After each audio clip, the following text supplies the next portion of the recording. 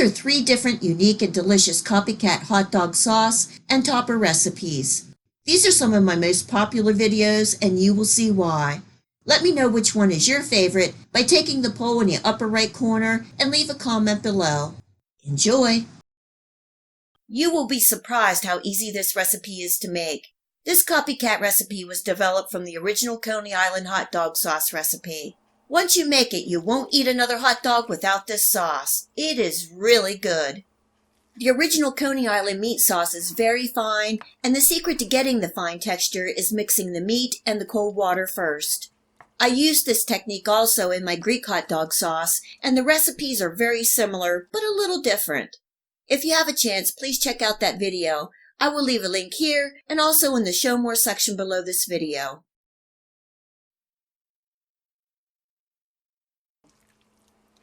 In my cold saucepan, I'm adding in 1.5 pounds of ground beef and 1 cup of cold water. I don't have my heat on yet.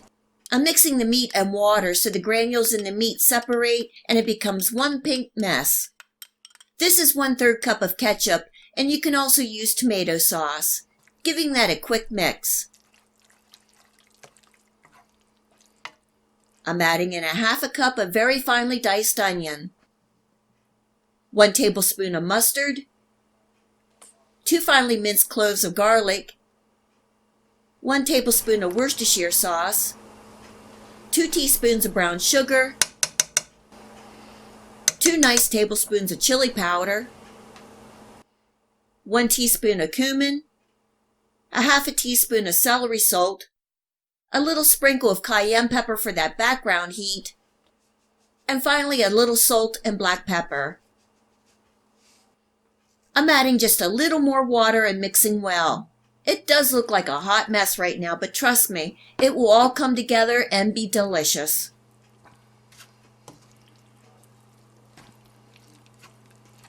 Now I'm turning my heat to a medium and bringing this up to a simmer.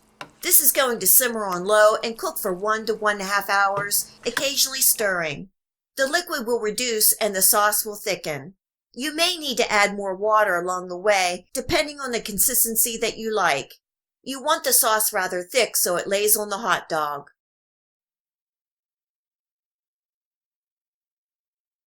Just a reminder that I will leave the recipe and the list of ingredients for this Coney Island hot dog sauce below this video. Also remember to like and subscribe if you enjoyed this video recipe, and click the bell to make sure you receive notification of all my future video recipes. And this is what the sauce looks like after 30 minutes of cooking.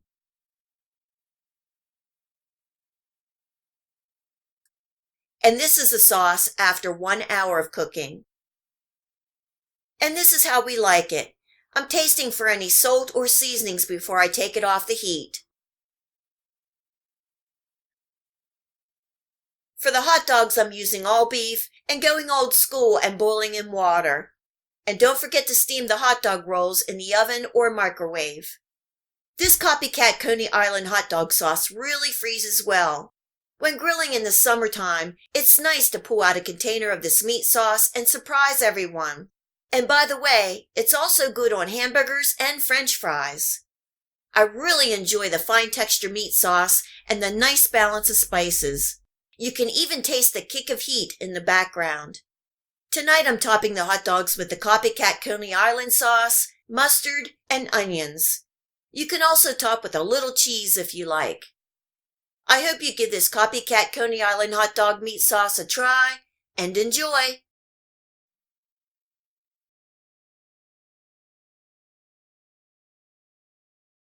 I'm using 2 medium-sized sweet onions, but you can use red onions if you like.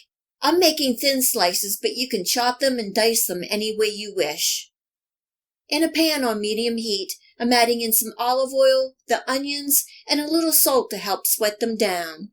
Cooking and stirring for about 5 minutes. I just want the onions to cook down. I don't want them to caramelize. Just a reminder that you'll be able to find this recipe, the list of ingredients, and much more in the Show More section below. I've also included links where you can purchase online some of the ingredients and equipment that I use in this video recipe. If you have a chance, please check it out. Now I'm adding in some minced garlic, a little more salt, red pepper flakes, or you can add a dash of your favorite hot sauce, and some chili powder. I like to use ancho chili powder, but you can use whatever you may have. You will see some recipes that call for a pinch of cinnamon, and this is optional. Sometimes I add it and sometimes not. Giving that a good stir for about a minute. I'm turning up my heat to bring this to a simmer. I'm adding in some water, tomato paste, and you can use ketchup or tomato sauce, white vinegar for the tang, and corn syrup for the sweetness, or you can use brown sugar. Giving that a good stir, bringing up to a simmer and cooking for 45 minutes.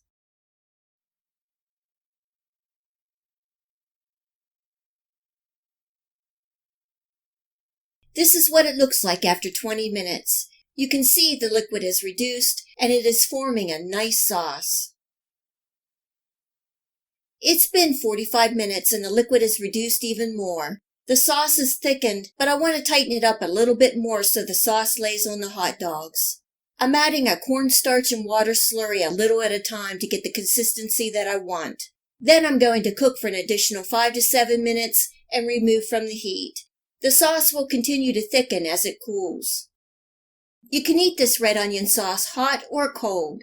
You can store it in a lidded container in the refrigerator and it will last a good while, at least up to a couple weeks to a month. I could not find Sabretts hot dogs at our store, so I'm using Hebrew beef franks. You can fry or grill these, but I'm going old school hot dog cart style and cooking them in a hot water bath. This is how we like our hot dogs, with a little mustard, sauerkraut, and topped with a red onion sauce. The flavors of salty from the sauerkraut and sweet, spicy, and tangy from the red onion sauce just make this hot dog a winner. It is hard to eat just one. You gotta have 2 or 3. They are so good. Of course, the red onion sauce is typical on hot dogs, but this would also be great on hamburgers. Don't forget to watch my other condiment video recipes and give them a try, and enjoy.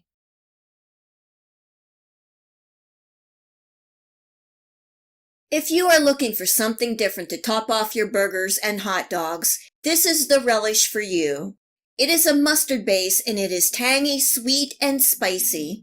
If you're familiar with Slawsa, this Kraut relish recipe is very similar.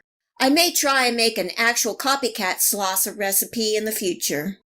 And by the way, you'll be able to find this recipe, the list of ingredients, and much more in the Show More section below. If you have a chance, please check it out. This is so simple, so let's get started. I'm using a cup of sauerkraut or kraut that I've rinsed and drained. Different brands of sauerkraut can be very salty, and I don't want or need all that salt in this recipe. I will add the salt as I need. In goes some diced dill pickles and pimentos. For the sweetness, I'm adding in some brown sugar, and you can adjust the sweetness to your liking. Just give it a taste along the way. A pinch of salt and black pepper, and some caraway seeds. Now for the mustard. This is straight up prepared mustard, and you can use your favorite brand, giving that a good mix. I have my heat on medium and I'm going to bring this up to a simmer. I'm also adding in a little cayenne pepper for some background heat. This is optional, but I really recommend a little cayenne as it adds to the relish and balances out the flavors. Stirring, bringing up to a simmer, and cooking for 1 to 2 minutes to let all those flavors combine. Then remove from the heat and let it completely cool. Refrigerate for 1 to 2 hours before using. Yes, it's that simple, and oh, is it good. This is a yummy relish that is great to take along to picnics and get-togethers. The Kraut relish has some great texture and flavor. It is tangy, sweet, and spicy. We serve the Kraut relish on burgers and hot dogs. When I take it to picnics, I have some people that put spoonfuls on the side of their plate and eat it as is. It's that good. I hope you give this Kraut relish topping a try, and I know you're going to enjoy. If you like this Kraut relish recipe, please hit the like and subscribe button. Remember to hit the bell next to the subscribe to make sure that you get my future video recipes. You can also find me on Facebook and on my website. Feel free to share this recipe and my channel with your friends and family. And until next time, much love.